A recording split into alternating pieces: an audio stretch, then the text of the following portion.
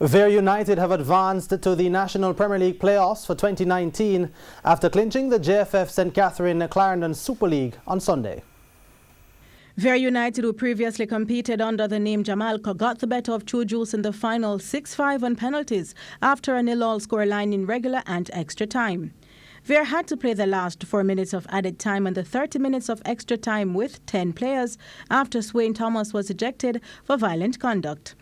Meanwhile, goalkeeper Romain Sampson saved 2 penalties in the shootout for Vere, with Javane Bryan scoring the winning penalty kick. Well, I just know from day one I have to just do the job because my whole team depend on me. I put out the work from the season start and I achieve all the hard work I put out right now. Vere, who finished the league with an unbeaten run of 16 games, was avenging their only loss of the season. That was to True Juice in their opening fixture.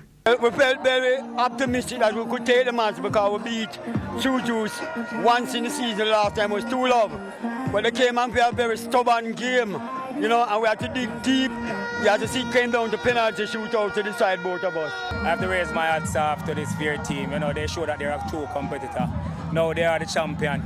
But for us, I think we have the advantage in a latter part of the game to get some result. We have a one-man advantage. I think we never utilize that as much as possible. Vere also captured the 2 major awards as Renier Elliott was named the league's most valuable player and Michael Bebet the top coach.